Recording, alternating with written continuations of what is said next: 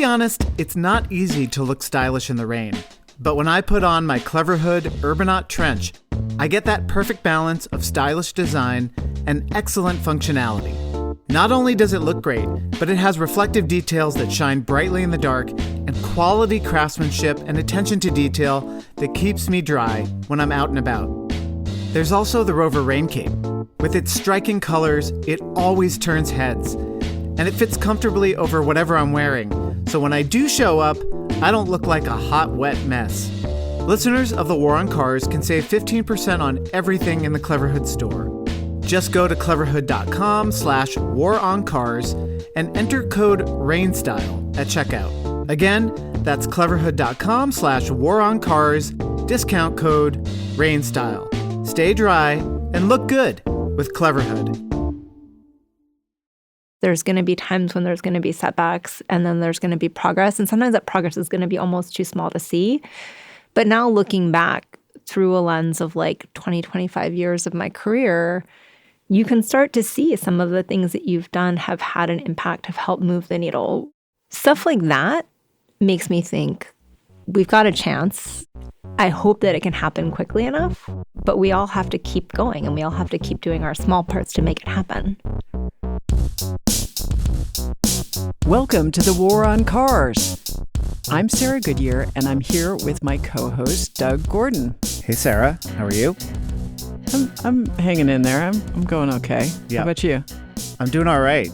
We are recording this in the past. By the time this releases, we'll be on day 2 of the Trump administration. So we'll see where we are by that point. That's right. We'll see whether we've survived day 1. That's right. Yeah.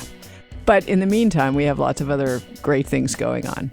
We're hoping that we're going to be still alive in the future on yes, day that's 2. Right. That's right. Yeah. And we would love it if you all who are going to be in the future with us, if you would support us on Patreon. That's right. You can go to patreon.com/thewaroncarspod and you can sign up for just $3 a month. We really depend on listener support. So thank you to everybody who already pitches in. Thanks. Speaking of the future, we have 2 big shows coming up. One of them in Manhattan, New York, at the end of January. And that is already sold out. Am I right, Doug? Yes, that is our live show with Ray Delahanty of City Nerd. The show is sold out. There is a chance tickets will be released in the coming week. We don't know. Stay tuned. We'll put out messages on social media if that does change. Otherwise, for the folks who bought tickets, we are really looking forward to seeing you there. And then the other one is going to be in Minneapolis in April, I believe. I'm counting on you to give me the details so I know where to show up. Yes, that's right. Sarah, just get on the plane and we will be there April 24th in Minneapolis. We are being brought out there by Our Streets, Minnesota, which is an amazing advocacy organization. The Patreon presale has just wrapped up, so tickets are available to the general public. Or if you become a sustaining donor to Our Streets, you can get tickets. So either just go get your tickets if you're not in Minnesota. And if you are in Minnesota, please support Our Streets. They're great. So, as we said, day 2 of the Trump administration, there's going to be a lot to deal with in the next couple of years. I hope, if the future continues on. And that includes in our own area of special interest, transportation, right? It's a big shift here. Yes, we are going from an administration run by Amtrak Joe and our favorite Secretary of Transportation, Mayor Pete Buttigieg, to an administration that will basically be made up of oil barrels disguised as people. Yeah, that's a good summary. So it's a good thing that we have this special guest with us here today. This is someone we have wanted to have on the podcast forever. She is, you might say, a veteran of the War on Cars, although she might not put it that way. Dani Simons, it's great to have you here in the studio. Thanks. Happy to be here, finally. Yes, finally. And I've got to say, reading your resume is a little bit like taking a tour through the transportation policy innovations and battles of the 21st century to date. It's incredible. Yeah, Dani, we've known each other for a long time, fellow veteran in the War on Cars. Should we go through the list here? Let's hit the high points. So you worked at Transportation Alternatives, the advocacy organization here in New York, and then New York City DOT, where you launched Summer Streets.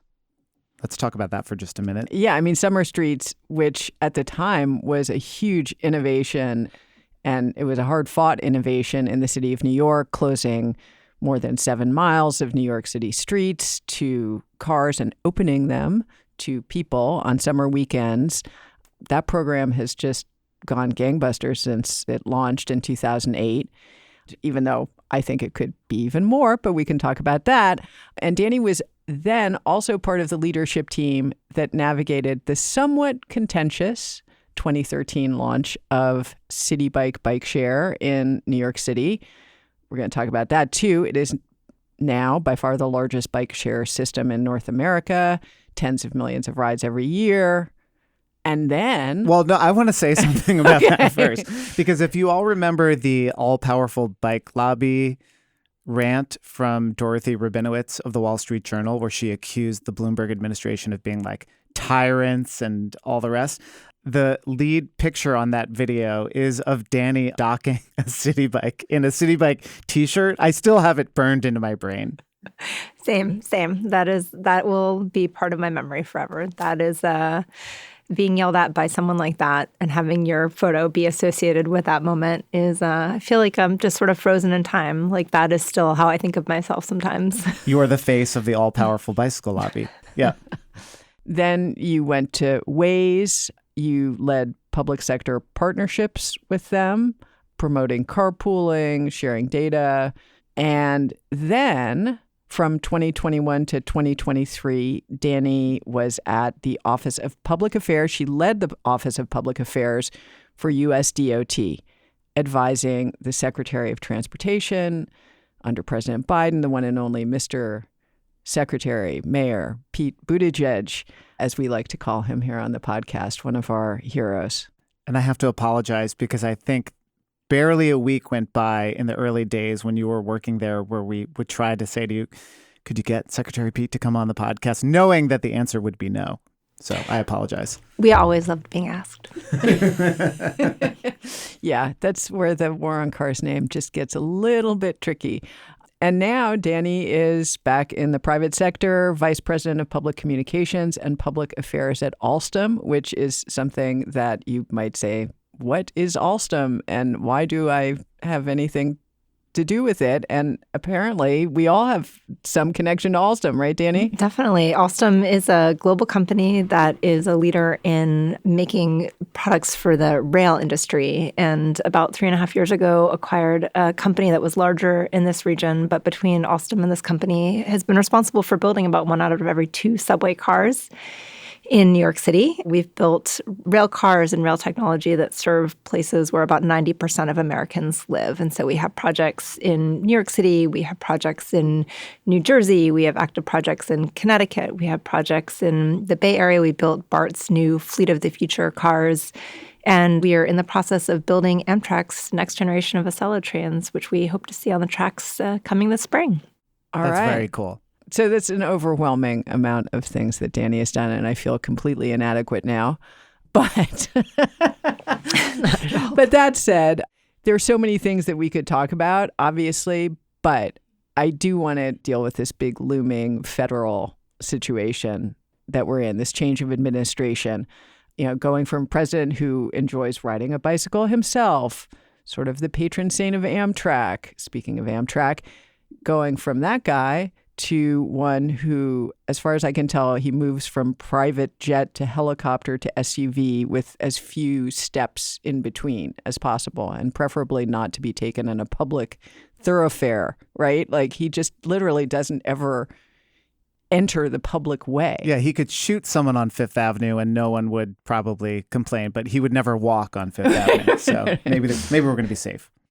So maybe we could start out by talking about what the Biden administration's legacy is on transportation issues. If you could stop a random person on the street and tell them passionately, like, this is something that the Biden administration did in this field that is going to make your life better and the lives of millions of other people better, but you feel like people don't know about those things. What do you think are some of the great achievements of the administration that need to be foregrounded? First of all, thanks for giving me the opportunity, because I feel like I'm still kind of unpacking all the things that happened. And I feel like I am doing this kind of processing or post-administration therapy, maybe by podcast. So thanks for the free therapy session. Maybe I'm going to start, and I think my former boss, Secretary Buttigieg, would probably be mad at me for starting in this way, because I'm going to start with vibes and then go to specifics. He liked to start with a specific story and then sort of go to the larger vibes from there. But for me, one of the reasons that I was drawn to working in the Biden-Harris administration, sitting at home during COVID, working for Waze. I had a great job. I had a great team, paid well. Google benefits are amazing.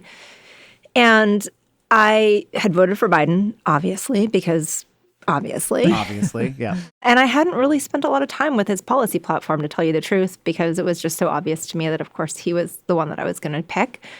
But again, being at home during COVID, less going on, had some time to dive in and really unpacking his policy platform. I really saw someone who, for the first time in my memory, really centered transportation at the nexus of climate, equity, jobs, and really saw the linkage between those things and really saw how transportation was in the center and how having a good transportation system could help us fight climate change, could help us create a more equitable society, and could help us create good paying jobs if we desperately needed it at that point, because so many people had lost their jobs. And I thought, wow, like, this is someone who really gets it. Like, this is what I care about. Like, this is what I want to be doing. And I thought maybe I would try to go and work with this guy. And it seemed like kind of a lark. Like, I didn't think it was really going to happen. I thought I was just sort of getting a little antsy, stuck at home like so many of us were. And I put in a resume, and they gave me some interviews. And next thing I knew, they had offered me a job leading up public affairs at USDOT. And I was shocked and surprised. Not as shocked and surprised as when I was called 2 weeks later by the woman who wound up being our deputy chief of staff, Sophie Schulman, who was brilliant. And she said, look, you have the job. President Biden is your boss, like he chose you, but you're going to want to talk to this guy who's going to be your, day-to-day boss. His name is Pete Buttigieg. Maybe you've heard of him. Maybe you've heard of him. And I almost fell over. And I think, first of all, something that this administration should get credit for is sort of how they brought together these topics and how they brought this laser focus from the very beginning all the way through on topics like climate, on equity, on growing the economy, especially for the middle class and lower class. And I think that that is something that, just from a big picture point of view, I really hope people understand and understand how rare that is. I don't think, even under the Obama administration, there was some of that, but I don't think to this level. And I think the other thing that was different from what I understood and from what I saw and what I'm seeing now is just how prepared the Biden team was really from day one to hit the ground running to make sure that that agenda got done. And so from day one, and even before day one, there were people working on drafting pieces of what became the Bipartisan Infrastructure Law, or the IIJA, that really allowed them to have a comprehensive piece of legislation that they could work on selling immediately. And I didn't know going in that transportation would be one of the president's top priorities or one of the biggest pieces of legislation that would get done. But as soon as I got in, that's sort of where it was. And I think it was funny for me to be in the midst of that and then sometimes talking to people back in Brooklyn about what they understood about what was in that. Like, for me, that just became my everything. And it was the air I was breathing and the water I was swimming in. But people didn't really even know what was inside of that. So let me tell you some of the stuff that was inside of that. Beyond, and I think we can get into this later, like, there was a lot of other things. I will just say this as a caveat. There were a lot of other things that we were dealing with that were big transportation things that I think your listeners probably actually care about, whether or not they think about it when they come to the war on cars or not. We were dealing with the pandemic. Some of the first things that we did were actually working on a mask mandate for public transit and for airplanes so that people could actually feel safe going out in the world and using these types of transportation again. We had to work on dealing with a broken supply chain that had been broken very much because of the pandemic and also because of a lot of choices big companies were making in terms of how they ship things on demand. But that meant that people weren't able to get basic goods like toilet paper, let alone bigger things that they might need if their cabinets broke or a refrigerator broke in the middle of the pandemic. Like, good luck. And those were huge things that were massively important to getting our economy moving again. And so that was all like, that was just the background that was happening. And then at the same time, we were working on passing this legislation that had programs that were going to improve safety. And I think your listeners are probably familiar with the program Safe Streets and Roads for All. But that program was so important because it provided funding not just for planning, but actually for implementation of road safety projects. And it gave that money directly to local communities. They didn't have to wrangle with the state DOTs about priorities. They didn't have to, justify this versus a road expansion. It was dedicated for roadway safety. It went to local communities. And there was an intentionality about it that it was balanced between urban and rural communities both. And that was really fascinating to me because I think a lot of times when you think about the war on cars, you think about urban areas and you think about safety in places like New York City or Los Angeles or Minneapolis. But there's tons of rural communities, and I was always intrigued by the programs and the projects that we funded, especially in tribal communities where you have huge, huge traffic fatality disparities. It's one of the highest per capita traffic fatality populations, and what it takes to actually improve roadway safety on a reservation in a rural community versus what it takes in New York City are really different. But these programs are really important for that.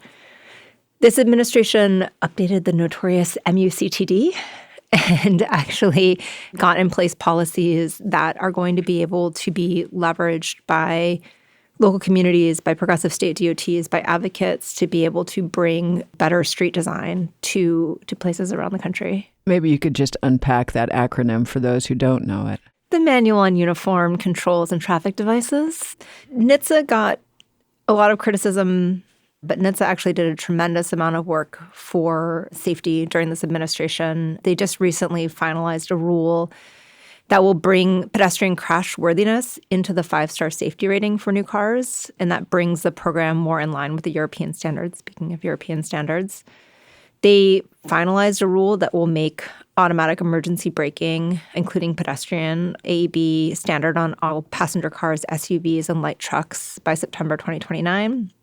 And they have done a lot of other, I think, very important work to bring more thought to pedestrians into their crash testing. And I think that that's something that they probably don't get as much credit for as they deserve. And I think people may be not aware of those kinds of rulemaking changes. And some of them don't go into effect right away. And that's the nature of NHTSA. And that's something that, talking about sort of what will need to be followed up, I think, by advocates and made sure that those things actually go into effect. I think those are all really important on safety. I think in terms of the explicit connections between climate and transportation, first and foremost, from the very beginning at FHWA under Stephanie Pollock, who is brilliant and amazing, and you guys should have her on someday, and she's a character and has a lot of really great stories to tell.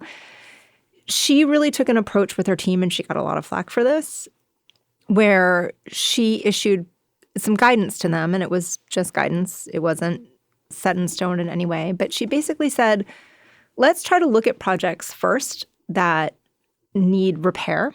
And let's think about every time we're going to fix a part of a roadway or build a new roadway that we need to build safety into that. And really encouraging that for all of the money that flows through FHWA, that's mostly formula funding and mostly the states get to say what they want to do with it. There are FHWA regional officers who work with the states on those projects and to really help them and guide them in how they talk to the states about the projects to make sure that they take a fix-it-first approach and that they are really building safety into everything has big climate implications because there's such political pressure to build new, to ribbon cut, to have a new project open.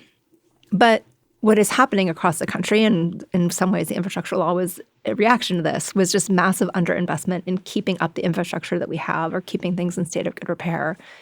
And it's funny because that used to be very bipartisan. In fact, Mitt Romney was like a big fan of Fix It First before he wasn't. But Stephanie took a great deal of flack for that policy and the idea that the federal government would tell the states, like, oh, you need to fix it first, which actually should be like a very good and solid conservative policy. Climate was built into the criteria for most of the discretionary grant programs that we were giving out, and the IIJA actually shifted the balance slightly from about 80-20 formula funds to discretionary funds to closer to 70-30. So we had a little bit more funding in discretionary programs where we got to choose the grants that went out. Can you stop and explain that 80-20? Because that's a big thing in terms of how money is appropriated to various projects and something advocates have been trying to fix for a really long time. Yeah. So I wonder if you could break that down for people who don't know. Yeah, I mean, traditionally, most of the federal funding for transportation goes out through something called formula grants or formula funds. And it's true for aviation, it's true for highways, it's true for transit. And those are kind of the biggest buckets. Those formulas are set usually mostly based on population, maybe population plus something about miles driven or airline miles taken off or departures from airports. And states really like that because it gives them a lot of flexibility. And there's some advantages to it, honestly. Like there's all the Ezra Klein discussion now about process and whether or not the Democratic Party has too much process and just can't get stuff done. Formula funds go out and the states do what they do with them. And the states can put, process or not process into that. But there's less friction for sure. The discretionary grants are a lot of friction and a lot of rules. And I think of those as, we used to say at New York City DOT that we were just driving a big tanker ship. And if we could turn that tanker ship by 1 or 2 degrees, it could have a huge difference on the trajectory of that tanker ship. And I think about the discretionary grants a little bit like that. They are grants for big projects that will get done, but they are also a way for some of the policy philosophy, I think, for the administration kind of comes to life in those discretionary grants, for better and for worse. And I'm sure we could do a whole show debating whether or not that slows things down too much or puts too many strings on things. But, if you really do believe that you want to send a signal that climate and transportation are linked, that good paying jobs of the choice of a union are important, those types of things get embedded into these discretionary grants, and they hopefully change a little bit about the ways that states and local communities actually implement the spending of this type of money. And so those discretionary grants are things like RAISE, infra, reconnecting communities, safe streets and roads for all. Those are all discretionary programs where either states or cities or sometimes nonprofits have to apply for those funds. They don't just go as of right. There's a competitive process for those. And so the infrastructure law shifted the balance, which previously had been about 80% formula funds, 20% discretionary grants, to closer to 70-30, which meant that USDOT had a little bit more control over where some of those funds went. The discretionary grants, also Congress writes a lot of the parameters of those into a law, and then we have a little bit of space around the edges to dictate a little bit more detail about those programs. We should probably talk about what some of those projects are. Yeah. We talked about on our Project 2025 episode, I was at a USDOT event where they had the mayors of Lincoln, Nebraska, Mesa, Arizona, a couple of other places talking about what those grants did for their communities. And in Lincoln, Nebraska, a Democratic mayor in a red state, they received money that went towards a multimodal transportation center. So that included restrooms for bus drivers and charging stations for electric cars. In Mesa, Arizona, I think they built out their charging network for electric cars, things like that. So you're talking about that friction. It did take a while. There was a competitive grant-making process, but they got that money and they were able to build it out and benefit the local communities. I think the fear with the Trump administration now is they're just going to take this money and give it to state highway departments, which will then never trickle down to build that bike lane in a local community or build out pedestrian infrastructure in a small town. Yeah, I mean, those grants are vital to getting some of these projects done. And I think that, I have a couple different favorite ones, I would say. Yeah, you were mentioning some reservation and tribal stuff. I was wondering if there are any ones that really stand out. Yeah, I mean, one of the ones I was thinking about this morning on the way over here was the secretary went out to the Inland Empire, which is kind of as it sounds, a little bit inland in California. And it's a place that has become vital for the supply chain of the entire West Coast. It's where a lot of the warehousing happens. So things come into and out of the ports in Los Angeles and Long Beach, and the Inland Empire is sort of where everything gets staged to then ship out to other parts of the West Coast and sometimes inland to the Western U.S. And the area, because of the way that we ship things, has changed so quickly. And our dependence on the kind of like just-on-time shipping, that area has boomed. And it's rapidly growing. There's a lot of jobs there for people, and the community is growing. And as communities grow, you get kids, and kids are going to school. And the kids in this community were walking to school, no sidewalks, just basically like in the gutters, not even gutters, of the soft shoulders of major arterial roads. And they got a big RAISE grant, I think, in 2022 to help create safer connections to the schools there and to help retrofit some of the streets there to really recognize the fact that things have changed. The traffic has picked up so much because trucks are coming in and out of these big warehouses there. And at the same time, lots of people are working at those warehouses and they have kids, and those kids are trying to get to school, and it should be safe for them. And the secretary went out there and he visited and did an event, and he got to see, here are the places where the kids are just like running basically alongside the highway to just try to get to school every day. And so grants like that, I think, are so important to be able to just make communities be as safe as we want them to be for our families. And I think that's one of the ones I was really excited about. There's another one I've talked about a little bit, which is the Reconnecting Communities grant that was given in Buffalo to undo the harms of the Kensington Expressway. And I think there's so many reconnecting ones that are great. But for me, for some reason, this woman who was one of the main community advocates for this project, she spoke at the event where they gave out the grant award. And, you know, not to be cynical, but like I would watch a lot of these sometimes I would be with the secretary at these events, and sometimes I would be watching them on Facebook or YouTube as we're streaming them. I wanted to make sure that they were all going all right. It was always interesting to hear the crowd reactions, but sometimes it just sort of felt like you could watch one, you could watch them all, and, you know, everyone's saying the same thing over and over again. But every once in a while, someone surprises you.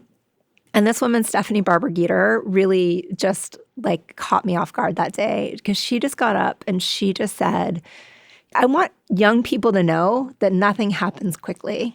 And I really appreciated that. You know, I think I was basically in her shoes 20 or 25 years ago. She's actually a good year older than me probably, and she's been doing this for even longer, fighting for this project for her community. But she really talked about the fact that officials had come time and time again and promised that there would be money to fix this gash that goes through Buffalo, and that finally, like, someone had come and made it happen. And I think she actually used the phrase, brought home the bacon. She goes, $1 billion is a lot of money.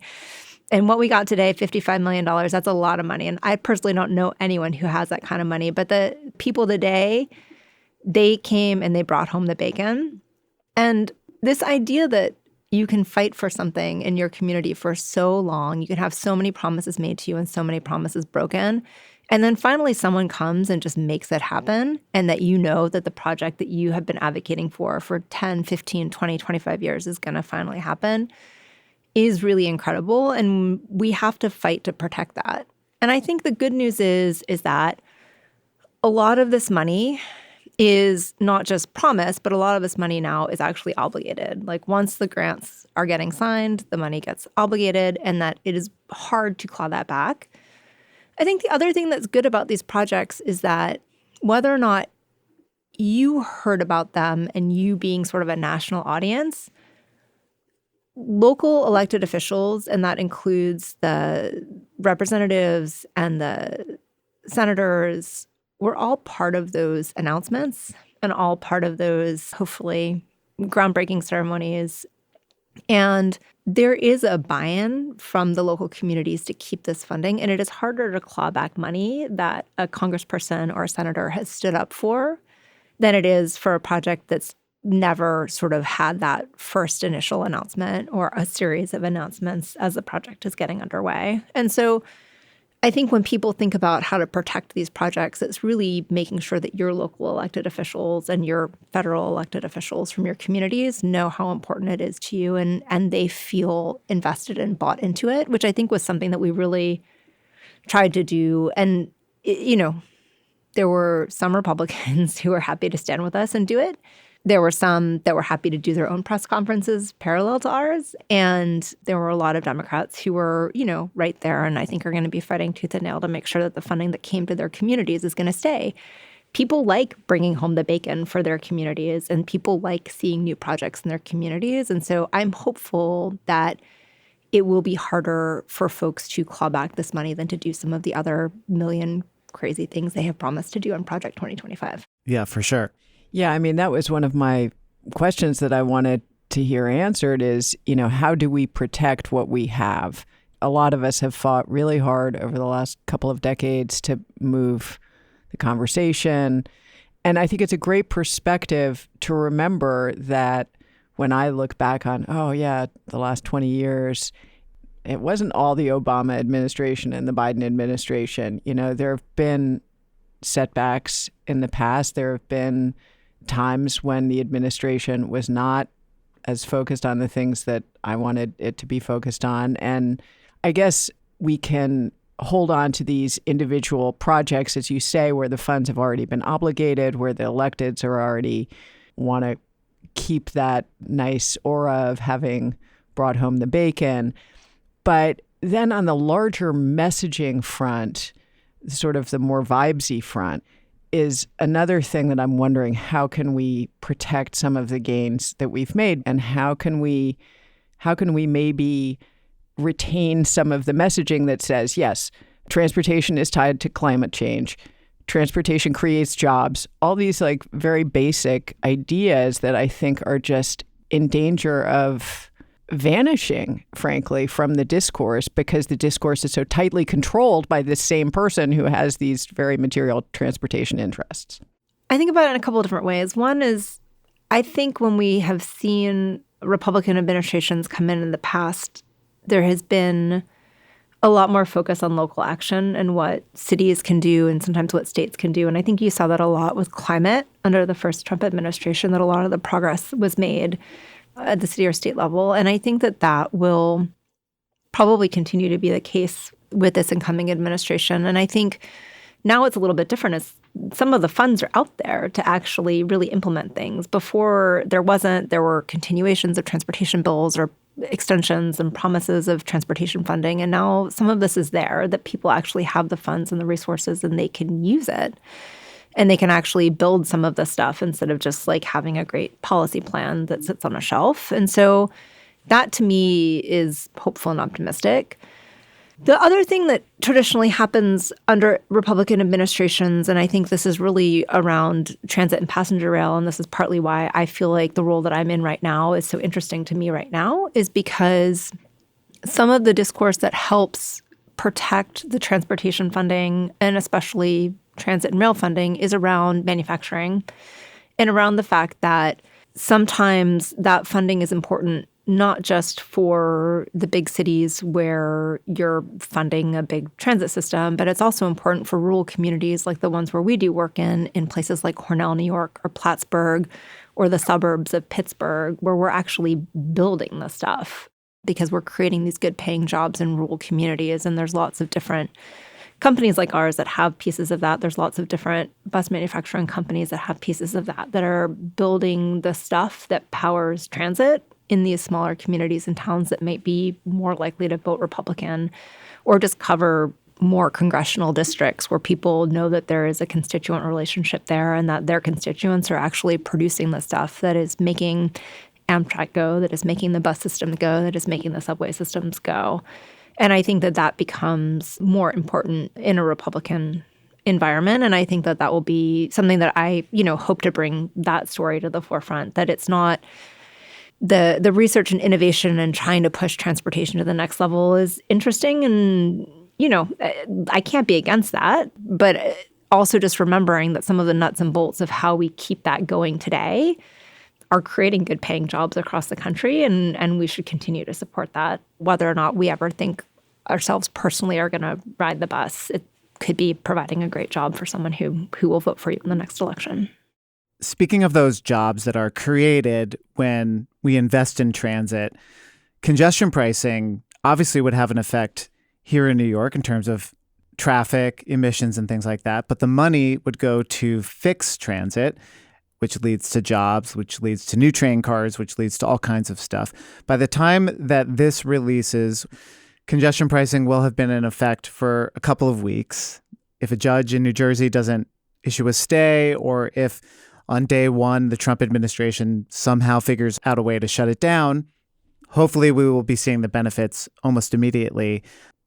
Can congestion pricing be protected from the Trump administration? What are your thoughts on what happens? Let's assume it's operating, it's going, it is at least as successful as most people who study this kind of stuff are predicting. What happens next? I was involved with congestion pricing under the Bloomberg administration. In fact, I was the poor soul who had the responsibility of going out and talking about the transportation portion of Plan YC. We had a roadshow. We had to go to every single community board, and we did a Plan YC roadshow. And I talked about the transportation part, which originally was congestion pricing was like the big kind of flagship of that. And I went to probably about 44 community boards with that presentation. And I would be out until like 11 or 12 at night because I'd be riding my bike or taking the subway or bus back from some far-flung place in like outer Queens or the northern Bronx, and getting back to my Brooklyn place and just collapsing in bed and then waking up at like 6 o'clock in the morning to be at like a 7 a.m. strategy session at City Hall. And I got yelled at so many times just to see that whole thing collapse.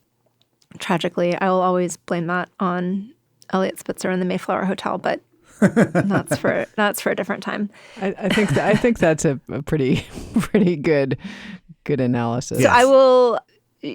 The optimistic me projecting into the future, this is going well, it started, everything is working smoothly. Yes, the Trump administration could still dismantle this. I think they really held it up last time just by putting it in the bottom drawer of someone's desk and refusing to make some decisions. And so I have no doubt that if they wanted to, they could. I think that the strategy, like, what I think they would do instead is let it go on and try to make it seem like it was a horrible disaster and make it seem like the Democrats that made this happen are the most horrible people ever, and try to use it as a cudgel when you have a mayoral, election and then a gubernatorial election coming up. And so I think that that's probably the case. Like, I think it would be more valuable for it to be alive but kind of a cudgel than for it to be dead. But I could be wrong. That seems like a good compromise. I like that. Like, they'll just, trash Kathy Hochul and we'll get cleaner air still. So fine.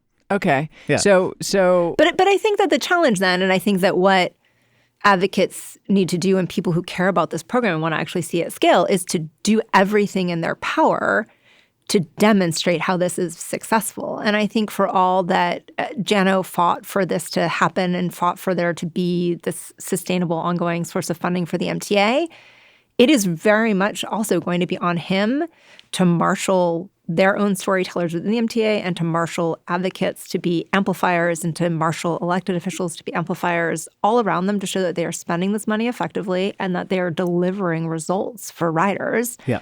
And that this is actually having an impact that's improving the lives of the vast majority of people. That's the theory of the case. Like, that's why people supported this in the first place.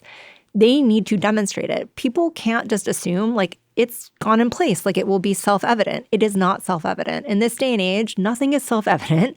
You have to tell the story over and over and over again. And Sarah asked earlier, this administration didn't get the credit for this huge spending bill that has brought in place all of these projects, from, projects that make roads safer in the Inland Empire to projects that fix bridges in rural communities and make it so that, people on tribal reservations can actually get to the doctor, to programs that, help bring electric buses all over the country. We told those stories often on local news because that's a reliable news source that most Americans still trust.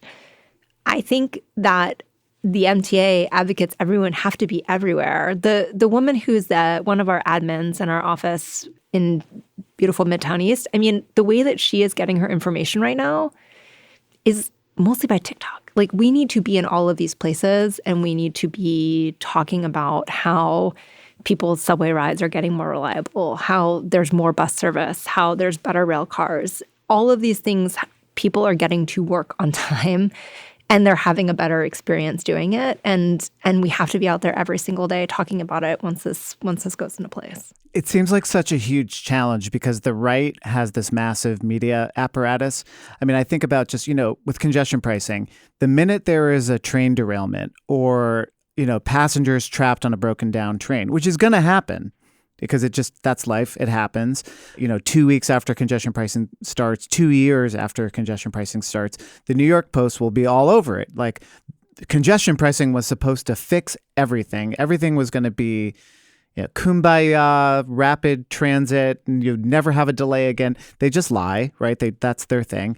They'll exploit these little one-off moments, much like we've seen, I think, with the subway crime story. Every incident gets blown up, not that there aren't legitimate concerns. How do we, you said, be everywhere, be on TikTok, be on social media, be on local news.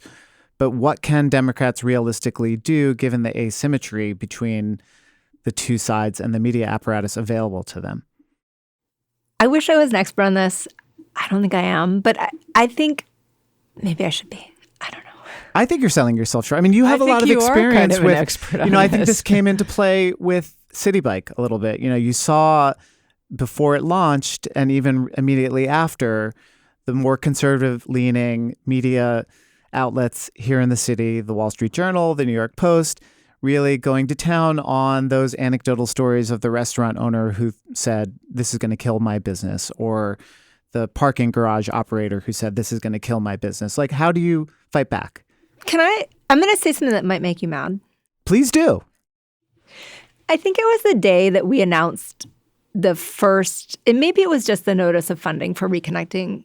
And it was a huge deal. We had already been completely attacked over the Reconnecting program and made fun of by somehow inventing that there were racist highways and being torn apart in right-wing media for this. And so everyone was like feeling a lot of things about launching this program. Congress had given us this money. They had told us to launch this program. We had to launch this program. We were doing it. And it was the right thing to do. And a lot of people were very proud about it. I mean, this was a huge deal to be able to launch a program that for the first time was going to provide funds to help knit communities back together that had been torn apart by something, whether that was racism or bad planning decisions or what have you in the past.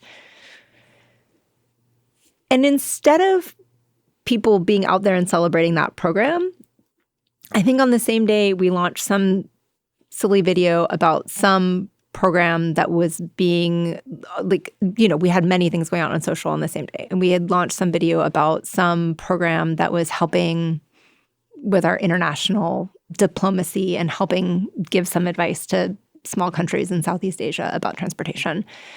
And instead of advocates being like, oh my God, they finally launched Reconnecting Communities, people were like, why is the U.S. giving advice to other countries about transportation? We're so backwards. I do remember this, yes. And I think that's part of the problem.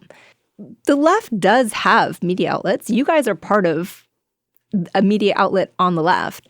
But instead of being unified and just deciding, like, we are just going to focus on telling the story about how awesome this is, like, you guys will also go in and say, like, this is great, but also, like, the MTA is not spending the money wisely. Right. They haven't put enough bus service in Western Queens, and why is that? And let's go into the details.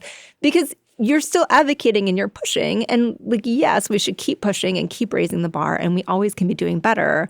But we also need to decide that we are going to be as disciplined as the right is when it comes to just like, we're just going to get on message now. And for the next 6 months, no one is going to say anything bad about the MTA. We are only telling good news stories about how great this is and how it has helped, Jane Q and, whoever else who now get to work 5 minutes faster because their subways come on time. And I think that that's part of it is really having that discipline and really marshaling together all of these different, there is a lot of left-wing media, but it's very dispersed. It's very fragmented. Everyone is kind of focused on their own little pieces, and they all are also not just reporting or not just carrying messaging, but they're also trying to push to the next level. And sometimes that makes it hard to kind of support the great things that are happening today.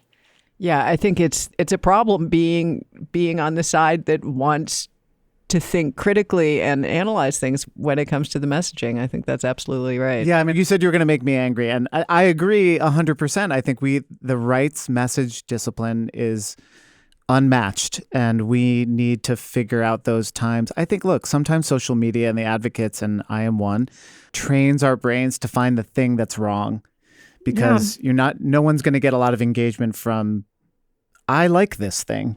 Yeah. Thanks, Joe Biden. Thanks, Senator Schumer. Thanks, Kathy Hochul. And sometimes we need to just say thanks, and then in our private Slack messaging and, WhatsApp groups say, this fucking sucks. But we're going to get out there. The right's really good at that. They announce something at 9, and by 9:15, the entire right-wing media apparatus is like, thank you, President Trump. Yeah. Well, although I will say that I think that there's plenty of friction going on over there, too. It's just, it happens sort of under a veil. And occasionally it does break out. And I think it will probably be breaking out more and more often because the power politics are just so nakedly just about power. And there's not even ideology underlying much of what's going on in the Republican Party right now. It's just power. It's not like, oh, we're making these considered arguments based on hundreds of years of, study and thought about how economics works or how human societies work. It's just about how can I get more money and power now. So that, it'll be interesting to see. But I promise that I am only going to say good things about the MTA for the next, I'll make it a New Year's resolution that for the first 6 months of 2025, I'm going to be very positive. I love the subway so much. I mean, I would do anything to save it. And it's so funny you talk about Plan YC because I still have my copy of Plan YC that I got at Mayor Bloomberg's initial announcement of it. I still have it on my bookshelf. And I look at it and the idealism that it represented and the idealism of that time, I think maybe that's another thing that you can speak to, having come through all of that, is how do we resist cynicism and doomerism? Wow. I mean,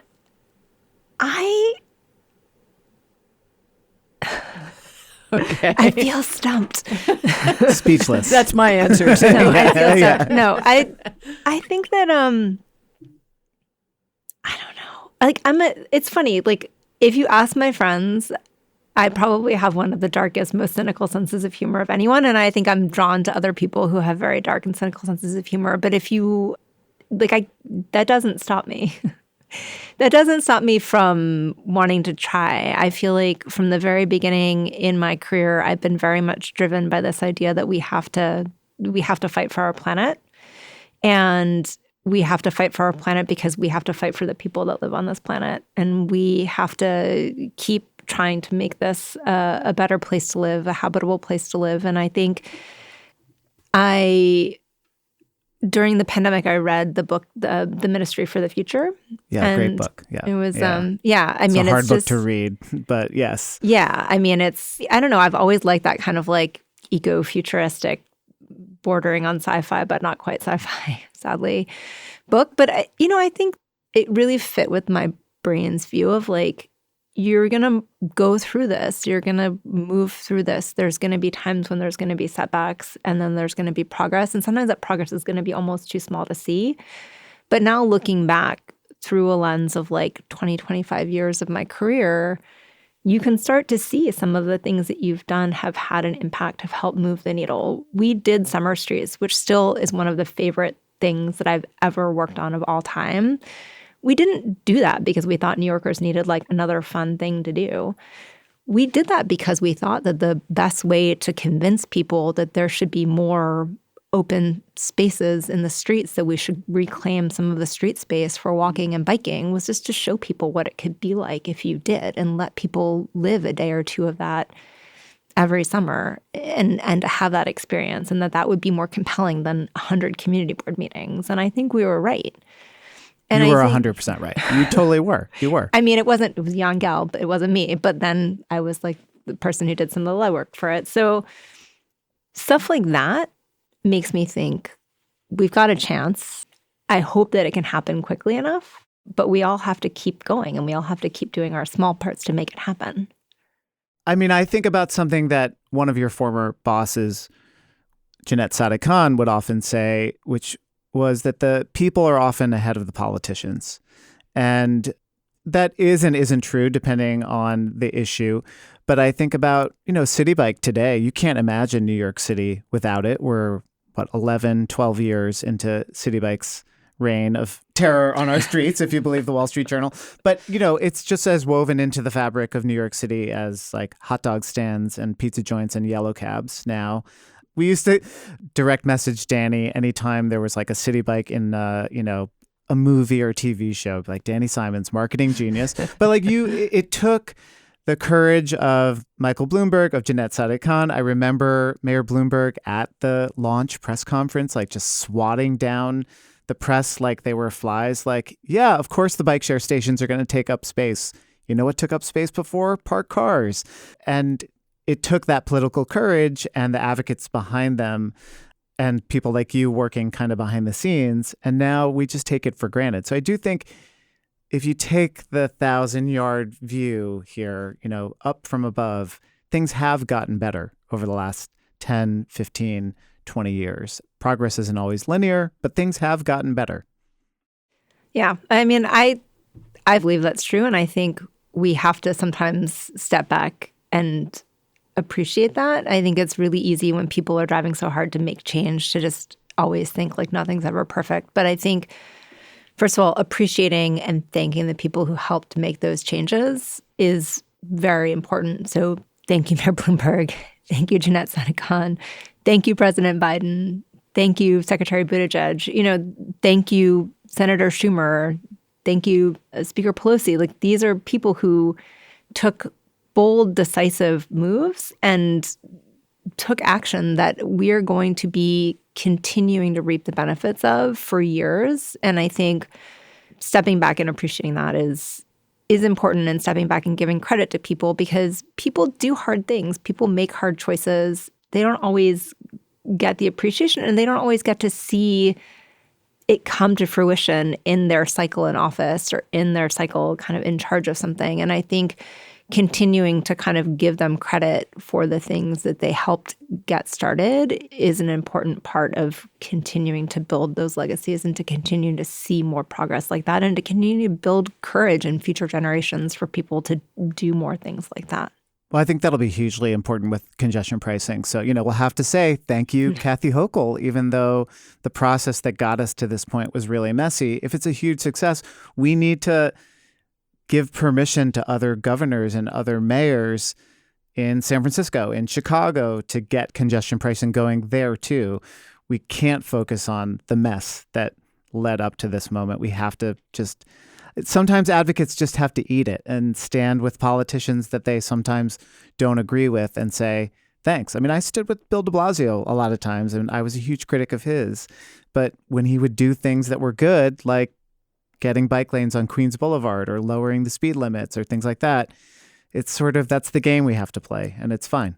Yeah, and I mean, I think a huge thanks to the people in the New York State legislature as well, because I think they took a really hard vote, and they were in this at the time, and they are still continuing to stand by this policy. And I think for me in this job now, the important thing is that the MTA has a stable source of funding, right? Yes. And I think for riders, that's the important thing. People don't necessarily have a strong feeling one way or another. But the truth is, if there was a better way to do this, probably someone would have figured it out over the last 20 years that we've been fighting about this. Yeah.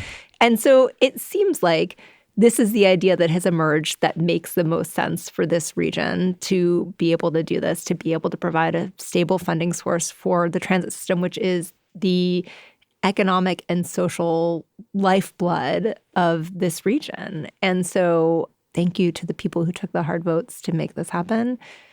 Thank you to the governor. Thank you to the mayors that have stood behind this over the years and that will, continue to need to stand behind this. And yeah. And I guess the other thing that I start thinking about when you're talking about the MTA and how to sort of support and elevate the MTA is, and this is going back to hitting at Governor Hochul again a little bit, but the legendary diner customer who wouldn't have gone to the diner if they had to pay a congestion charge, that was Governor Hochul's talking point when she paused congestion pricing the first time. But I just would like to put some more focus on the people who ride the MTA, the millions of people who ride the MTA, and, to try to, as an advocate, as a journalist, as someone who wants to influence policy or watching other policymakers, to try to always remind everybody that there are just every kind of person that lives in New York City or visits New York City or does business in New York City is riding the subway and the bus, or the people who work for them or with them are riding the subway or the bus. These are us. The people who ride the MTA is us. And just like, to me, that actually is part of what makes me not a doomer, because I just am like, I know that people know this. I know that New Yorkers know this in their bones. And once this policy is in place, then I think the sense of it will become apparent to everyone, because everyone is there the same way that the other analogy we always use is the smoking analogy is, those people who were being exposed to secondhand smoke and going home with their clothes reeking of tobacco every night after going to a restaurant or a bar. That was us. That's us. That's our lungs. That's our bodies that were being affected. And when that burden was taken off of us, we could feel it. So I'm hoping that if we can get the focus back on not the one person in the diner, but the millions of people that's who rides the MTA, and that's who needs the attention of our policymakers in transportation. It's just it's not the one person. It's the millions and millions of people who are using our transportation systems to try to get educated and get healthcare and go to work and raise their families and everything. And so I don't know. I do like to focus on the users as well. Well, I think that's something that I felt like Secretary Buttigieg was really good at, to broaden it out. You were saying the MTA is us. I always say government is us. The Republicans are very good at positioning government as the bad guy, as standing in the way between you and just the life that you want to live. And I think Democrats need to be better at saying, no, government is us. Government is us deciding what we want to do with our land, our water, our cities, the money that we collect through taxes, how we give that back to schools and communities. You were mentioning communities in the Inland Empire, getting sidewalks. That's our money. That's our land. That's our government doing things that give back to us. It's us deciding what we want to do with our resources. So I think that's something I'd like to see advocates and Democrats do more, is reclaim this idea that, like, when government comes with an idea, that is something that impacts you as a person and can have a positive impact on your life. Like I said, clean air, clean water, fewer cars on your streets. That's important for us to reclaim, I think. Yeah. I think one of the things that Secretary Buttigieg always was very mindful of saying was, most of the good ideas don't come from Washington, but more the funding should.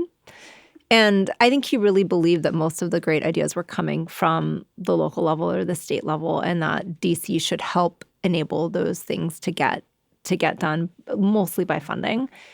And I think the other thing that really struck me, and, talking about going to work for the Biden-Harris administration, because I really saw how they put transportation at the nexus of climate and equity and jobs. I think one of the things that really impressed me when I found out that Secretary Buttigieg was going to be my day-to-day boss, was his real focus on rebuilding trust in government. And that, for me, was very powerful during the pandemic when there was so much misinformation and disinformation about the pandemic itself, about vaccines, about things like that, and just seeing how broken people's relationships were with the federal government, that he had this fundamental belief that we could rebuild this trust and that we needed to be rebuilding this trust. And that, for me, each of the projects that we were choosing in the grant selection process for these grants, whether it was RAISE or Safe Streets and Roads for All, was a chance to show people that government could work for them, that government could help empower their ideas and help build things that were going to make the streets safer for their kids to get to school, that were going to make it easier for them to get around, that was going to make it cheaper for things to be able to arrive reliably at their houses or their businesses. And that was very powerful to me and really connected to me. And I think we have to rebuild people's trust that government is there as an ally and that is there as a way to give people more of the lives that they want to be living and not there to take something away or to be scary or to make it harder for you to do the things you need to do. And I think people should be mindful of that as they communicate, but mindful of that also as they govern and lead. So as we're recording this, Pete Buttigieg is no longer working in government because we're in a new administration. So this means he'll come on the podcast finally, right? Yeah, we were just talking about that. Okay, send him my best. I will send him your best. One of the things that impressed me about Secretary Pete, and honestly, probably a credit to Liz Smith, who came before me and who is still a lion in my mind, was that he had sort of a mentality of go everywhere, do everything, which you really saw in the places he showed up. And I talked a little bit about how a lot of the administration really focused a lot on doing local press because they knew that that was where people would trust and that local newscasters had one of the highest trust scores still. But the secretary also did everything from, conversations with online influencers to some of my favorite that some of my colleagues helped set up. He did an interview with a woman named Rory from Nick News, which was amazing. She met him out at a site that was training union operators, like machine operators. I think it was in Wisconsin, and went and they drove around, I think, bulldozers or something together. And she was just really cool. And getting him on Nick News was amazing because, kids watch that, but their parents are sitting next to them watching that. My former press secretary who wound up taking my job when I left USDOT, whose name is Carrie, who is tremendous. And if she doesn't have a job yet, everyone out there, please hire her, had him doing an interview with Runner's World, and she actually staffed that interview running alongside him. He did it while running. And it was an opportunity really to talk about road safety to runners who care, as I'm sure, Doug, you're very aware, care a lot about road safety because it affects the quality of their runs. And, I think the kind of strategy of trying to go where people were and meet people where they were was a huge part of what we were trying to do. I think that just sort of reflecting on where we're at and whether or not people sort of heard about the accomplishments of this administration, there's some great things about that because people definitely heard about it, but we were constantly kind of micro-targeting those groups. Should we have been doing more broad-scale messaging and more kind of vibesy, ambient messaging? I don't know. And that's something that I'm reflecting on now and thinking a lot about and thinking about sort of places that maybe the Republicans were doing a better job at some of that stuff than we were. But I think for what it was at the time, he, I think, completed something like over 2,000 interviews in his time in office. And I mean, it's just, there were days when we were just 20 hits in a row, line them up, get her done, and just really trying to share what we were up to with the country. And it was an incredible experience to be part of. I'm sorry that he did not make it on the War on Cars. Well, we'll still have him anytime. I will recommend that in his interstitial period of whatever time that is, he definitely gives it a strong consideration. The invitation is always there. Thank you so much, Dani, for coming on yourself and sharing all of this knowledge and expertise and perspective with us, because it's so valuable and it's given me strength to keep going into this future, which is going to be strange, but we can handle it, right? Yeah. And Dani, thank you. I think your advice to advocates too and folks on the left is just spot on. So we got to be a little more disciplined in how we really advance our messaging. So thanks so much for everything you do. Oh, thank you guys so much for having me on. I've been looking forward to this, and it was lovely. And I hope that the future that we are going into, whatever happens, we'll be in it together. That's it for this episode of The War on Cars. Thank you again to Dani Simons. Really a special episode, and I feel much better as a result. I feel pretty good too. The War on Cars is supported in part by the Helen and William Mazer Foundation. We thank them for their generosity. Remember, you can support us on Patreon and get all sorts of benefits by going to patreon.com/thewaroncarspod and signing up today. And a reminder, we have our live show in New York City on January 31st. Stay tuned to find out if more tickets will be released. And also our live show in April in Minneapolis. I'll put a link in the show notes and you can buy tickets. A big thanks to everyone who supports us on Patreon, including our top contributors, Charlie G. of Human Powered Law in Portland, Oregon, Mark Hedlund, and Virginia Baker. This episode was recorded at the Brooklyn Podcasting Studio by Justin Fernandez. It was edited by Ali Lemer. Our theme music is by Nathaniel Goodyear, and transcripts are by Russell Gragg. I'm Doug Gordon. I'm Sarah Goodyear, and this is The War on Cars.